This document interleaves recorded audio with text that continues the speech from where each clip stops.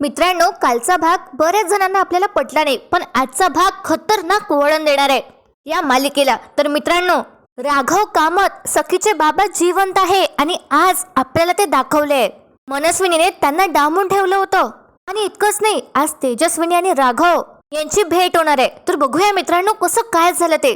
त्याचबरोबर एक वाईट बातमी सुद्धा आहे, तर आपला व्हिडिओ शेवटपर्यंत नक्की पहा.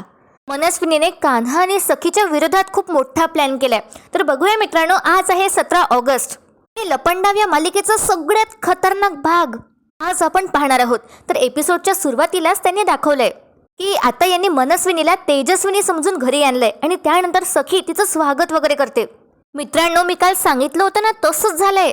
या मनस्विनीने तेजस्विनीला धमकावलं आणि तिथून हाकलून दिलं. तर बघा कसं काय होते, आपण समोर बघूया. पण आता सखी या मनस्विनीचं स्वागत वगैरे करते तिची आई समजून, आणि आता घरातले सगळे एकदम खुश असतात. मीनाक्षी आता सरकारला मिठी मारते आणि म्हणते, वहिनी, मला आषाढी एकादशी पासूनच संशय आला होता, ही सरकार काहीतरी वेगळी वाटतेय. आता परशू पण म्हणतो, हो ना, शेवटी आमची वहिनी घरी परत आलीच. गौतम म्हणतो, हो ना, येणारच होती आणि सत्य हे सगळ्यांसमोर उघड होणारच होतं. तर गौतम आणि परशू तर या सरकारच्या पाया लागतात तेजस्विनी समजून, आणि त्यानंतर कुल्फी मनस्विनीला ग्रीटिंग कार्ड देते आणि म्हणते वेलकम. कुल्फीने स्वतःच्या हाताने ते ग्रीटिंग कार्ड बनवलं असतं. तर सगळे खुश होतात हे बघून. आता ही मनस्विनी कोणाला संशय येऊ नये म्हणून तेजस्विनी सारखी वागत असते.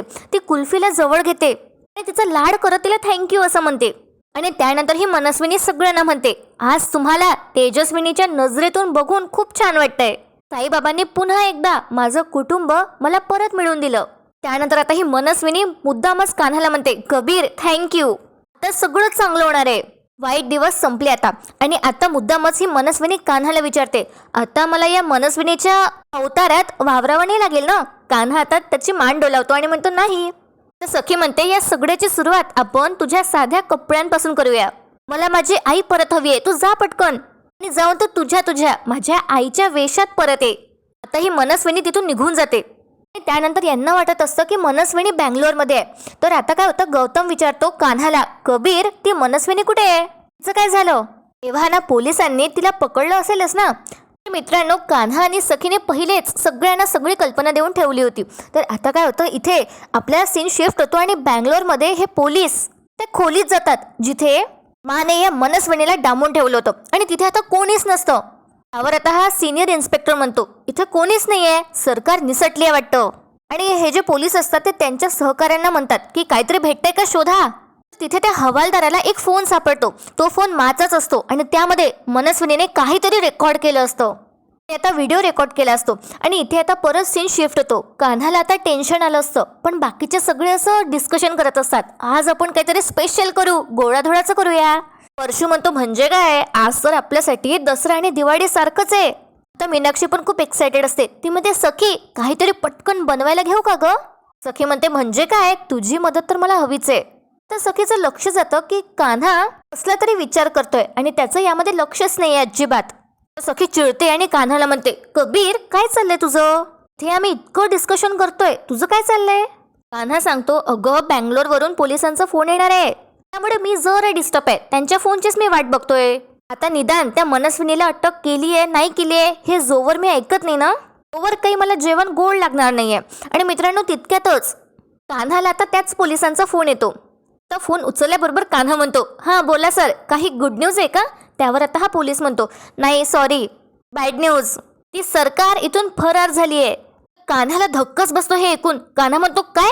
त्यावर हे पोलीस म्हणतात, हो, आम्ही तिला इथे शोधलं आहे पण ते कुठेच नाही आहे. हा पण इथे एक फोन सापडलाय, त्यामध्ये एक व्हिडिओ आहे तिचा, मी तुमच्या मोबाईलवर पाठवतो. कान्हा म्हणतो, ठीक आहे पाठवा. कान्हा आता फोन ठेवतो आणि कान्हाच्या एक्सप्रेशनवरून सगळ्यांच्या लक्षात येतं की काहीतरी झालंय. आता गौतम काका विचारतात, काय झालं? कान्हा म्हणतो, अरे, मनस्विनीला ज्या खोलीत आम्ही डांबून ठेवलं होतं बँगलोरमध्ये, तिथे पोलीस गेली होती तिला अटक करायला, तिथे ती नव्हतीच, ती फरार झाली आहे. तर हे ऐकून सगळेच घाबरतात. परशू म्हणते, बाप रे, अशी कशी पळून गेली आणि गेली कुठे? मीनाक्षी पण म्हणते, ती इकडे तर नाही येईल ना? गौतम पण म्हणतो, हो, ती फरार झाली आहे, म्हणजे ती आपल्याला त्रास द्यायला नक्कीच येणार. तर कान्हाच्या फोनवर तो व्हिडिओ येतो. पोलिसांनी तो मनस्विनीचा व्हिडिओ पाठवला असतो, म्हणजे मनस्विनीने माझ्या फोनमध्ये तो व्हिडिओ रेकॉर्ड केला असतो.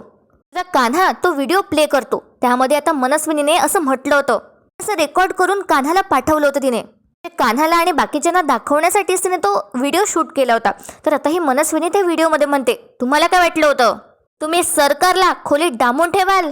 वादळ आहे मी, वादळ. सगळं उद्ध्वस्त करण्यासाठीच माझा जन्म झालाय. तुम्ही काय मला बंदिस्त करणार?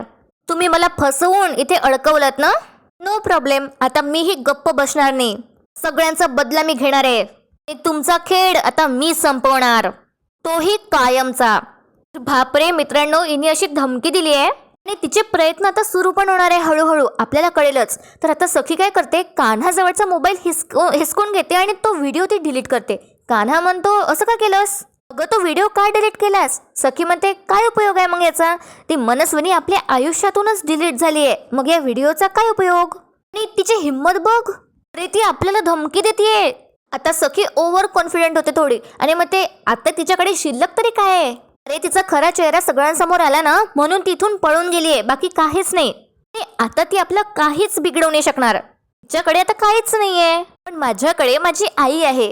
ते त्यांनी आपल्याला दाखवलंय की कान्हाला थोडंसं इथे संशय आलाय आणि आपल्याला आता दाखवलंय मनस्विनी तिच्या खोलीत आहे आणि तिने आता तेजस्विनीचं रूप घेतलंय. आता ही घरात कशी आली हे आपल्याला समोर माहिती होणार आहे आणि आपल्याला राघव कामात पण दाखवणार आहे. तर मित्रांनो बघत राहा. तर ही जी मनस्विनी आहे ती स्वतःचा परफ्यूम वगैरे मारते, मस्तपैकी फ्रेश होऊन ती आली असते आणि मग ती स्वतःला आरशात बघून अशी हसते. आणि मग आपल्याला फ्लॅशबॅक दाखवलं जातं की जेव्हा खरी तेजस्विनी मंदिरात गेली होती आणि ती साईबाबांकडे प्रार्थना करत होती की एकदा माझी आणि सखीची भेट होऊ द्या, मायेने तिच्या डोक्यावरून मला हात फिरवू द्या, तिच्या तोंडून आई हा शब्द ऐकू द्या. बस झालं बाबा, आता धीर नाही धरवत. एकदा, फक्त एकदा मला डोळे भरून तिला बघू द्या, मग माझा श्वास थांबला तरीही चालेल. तर मित्रांनो तिकडनं त्याच वेळी आता ही मनस्विनी तिथे असते आणि ती म्हणते, मग संपूया का श्वास? तेव्हा आता खरे तेजस्विनी घाबरते. तेजस्विनी समोर ही मनस्विनी येते, तेच ब्लँकेट ओढून. ती मग स्वतःचा चेहरा ती तेजस्विनीला दाखवते. आता तेजस्विनी घाबरली असते. तेव्हा तेजस्विनी मनस्विनीला म्हणते, तू इथे? त्यावर आता ती मनस्विनी म्हणाली असते की हो, जिथे तिथे, जडी स्थळी, काष्टी पाषाणी मिस्तरे, मला वधून शिल्लक काय राहणार ग? आणि तुला काय वाटलं इतक्या सहजासहजी माझी सत्ता तू काबीज करणार? आणि बघा मित्रांनो, त्यावर आता तेजस्विनी म्हणते सुद्धा, तुझी सत्ता? तुझी? अगं यात तुझं आहे तरी काय? जे काही आहे ते माझं आणि माझ्या नवऱ्याचं आहे. त्यांनी कष्टाने कमावलं होतं, तू हिसकावून घेतलं सगळं आणि तू सगळं बडकावलंस. त्यावर ही मनस्विनी म्हणाली असते त्या मंदिरातच, वाव काय बदल झालाय तुझ्यात. त्यावर आता ही तेजस्विनी मनस्विनीला म्हणाली असते की याचं क्रेडिट कबीरला जातं, त्याने मला ग्रूम केलं. हा जो आत्मविश्वास दिसतोय ना तुझ्या समोर मी उभी आहे, त्याचं क्रेडिट त्यालाच जातं. आणि तू मनस्विनी आहेस, तेजस्विनी नाही आहे. त्याचे पुरावे सुद्धा सखी आणि कबीरला सापडलेत. आता तू माझं काहीच बिघडवू शकत नाही. तू मला दरीत ढकललं, माझा जीव घेण्याचा प्रयत्न केला, तरी बघ मला काहीच झालं नाही. मी जिवंत आहे.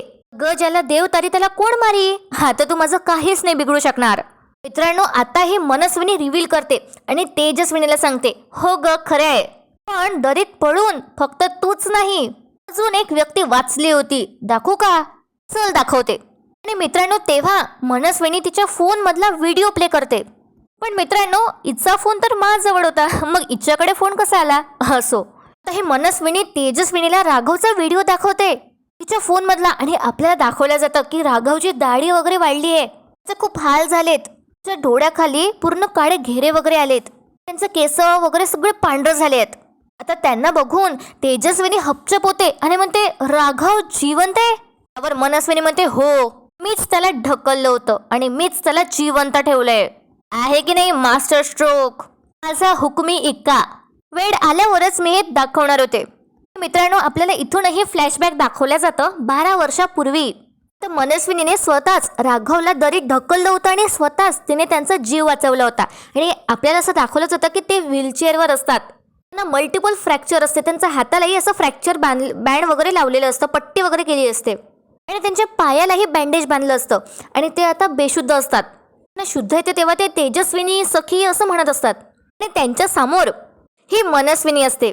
खूपच विचित्र. तेच आपण जे मागे बघितलं तर ती च्युइंगम खात असते, तिच्या हाती 10-12 तिच्या हातात असे ब्रेसलेट्स असतात, तिच्या नाकात ती नोज रिंग मध्ये असं तिचा अवतार परत आपल्याला तो दाखवलाय. आणि त्यानंतर जेव्हा राघवला शुद्ध आली होती 12 वर्षापूर्वी, तेव्हा ही मनस्विनी त्याला म्हणाली होती हाय.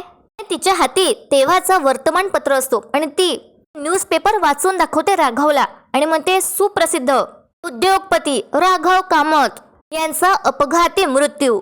पोलिसांना मिळाली त्यांची डेथ बॉडी. असं ती सगळं वाचून दाखवते राघवला आणि म्हणते जी बॉडी ओळखण्या पलीकडे आहे. त्यावेळी आता राघव विचारातच पडले असतात. तर आता ही मनस्विनी म्हणते काय झालं, शॉक बसला का? अरे मी तुझ्यासारखी दिसणारी, डिक्टो तुझ्यासारखी दिसणारी एक बॉडी अरेंज केली होती जगासाठी. आता तू मेलेला आहेस. आणि तुझी लाडकी बायको तेजस्विनी, तिला सुद्धा मी अंधाऱ्या खोलीत असं डांबून ठेवलंय. आता तुझं घर, तुझा बिझनेस दोन्ही माझी वाट बघतायत. आणि जी स्वतःच्या नावापुढे तुझं नाव लावते ना, तीच सखी ला आयुष्यभर मी मरण यातना देणार आहे. तर तेव्हा राघवने उठण्याचा, प्रत्युत्तर देण्याचा प्रयत्न केला असतो. पण राघवला इतके फ्रॅक्चर्स वगैरे झाले असतात, त्याला उठता पण येत नसतं. शिवाय मनस्विनीने राघवला बांधून ठेवलं असतं. आणि मित्रांनो, आता प्रेझेंटमध्ये म्हणजे ते मंदिरात काय झालं होतं ते आपल्याला परत दाखवलंय. तर आता तेव्हा तेजस्विनी मनस्विनीला म्हणाली असते मंदिरात की फक्त एकदा मला त्यांच्याशी बोलू दे ना, त्यांना बघू दे. त्यावर आता मनस्विनी म्हणाली असते की त्याला तर मी ढगात पाठवणार आहे. आणि त्यानंतर मनस्विनी राघवला व्हिडिओ कॉल लावून देते. तिथे तिचा एक माणूस असतो आणि एक गोडाऊन सारखी जागा असते, तिथे तिने राघवला बांधून ठेवलं असतं. आणि हा मनस्विनीचा जो व्यक्ती आहे, ठेवलेला गुंड, त्याला आता मनस्विनी सांगते कॅमेरा फिरव. आणि मग कॅमेरा फिरवल्यावर राघव आता वर बघतो आणि तेजस्विनी राघवकडे बघते आणि दोघांच्याही डोळ्यात अश्रूच्या धारा वाहू लागतात. आता राघव तेजस्विनीला बघून आश्चर्यचकित होतो आणि तो विचारतो अगं तेजस्विनी कशी आहेस तू, आणि आपली सखी ती कशी आहे, ठीक आहे ना ती? त्यावर आता रडतच तेजस्विनी म्हणाली असते राघव तुम्ही कसे आहात? त्यावर राघव म्हणतो अगं हो मी जिवंत आहे. साईबाबांनी कुठल्या हेतूने मला जिवंत ठेवलंय माहिती नाहीये, पण आहे अजून मी जिवंत. मला सांग आपली सखी कशी आहे, ठीक आहे ना ती? त्यावर आता तेजस्विनी सांगते की हो आपली सखी खूप मोठी झाली आहे.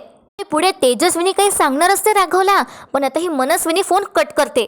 म्हणजे असं तेजस्विनीला वाटतं. पण मित्रांनो, आता या मनस्विनीने फोन सुरूच ठेवला असतो आणि तिकडनं राघव सगळं ऐकत असतो. आता ही मनस्विनी म्हणते खूप झालं, आता ऍक्शन. आता ही मनस्विनी तिचा फोन असा वर करते आणि तिच्या गुंडाला म्हणते त्या राघवच्या डोक्यावर गण ठेव. आता हा गुंड तसंच करतो. मुद्दाम हे सगळं तेजस्विनीला घाबरवण्यासाठी, धमकवण्यासाठी सुरू असतं. आता हे बघून तेजस्विनी हातपाय जोडते आणि या मनस्विनीला ती म्हणाली असते प्लीज असं करू नकोस, तू जे म्हणशील मी ते करायला तयार आहे, पण प्लीज त्यांना मारू नकोस. त्यावेळी मंदिरात आता मनस्विनीने तेजस्विनीला म्हटलं असतं आता आलीस ना लाईनीवर, चल आता इथून निघून जायचं, तेही कायमचं. मी तेजस्विनी बनून पुन्हा घरात जाणार आणि सरकार पुन्हा तेजस्विनी म्हणून घरात वावरणार. बोल मान्य आहे का? तुला जर माझा हा लपंडाव मान्य असेल तरच हा राघव वाचेल. तिकडनं आता राघव म्हणाला सुद्धा असतो की तेजस्विनी तिचं ऐकू नकोस, अगं जगासाठी मी मेलोच आहे, मी मेलो तरीही चालते, तू या मनस्विनीचं काहीच ऐकू नको. पण ही मनस्विनी पुन्हा एकदा तेजस्विनीला धमकावते. त्यावर आता तेजस्विनी शेवटी कबूल करते आणि म्हणते नाही त्यांना काहीच करू नको. मनस्विनी मला तुझी अट मान्य आहे. आता मनस्विनी समोर तेजस्विनी हात जोडते आणि म्हणते राघवला काहीच करू नको, तू म्हणशील मी तसं करेल. आता या मनस्विनीने चांगलंच डोकं लावलंय आणि तेजस्विनी समोर पण काहीच ऑप्शन नाही ठेवलं. आता हे बघून मनस्विनी म्हणाली असते अरे वा क्या प्यार है.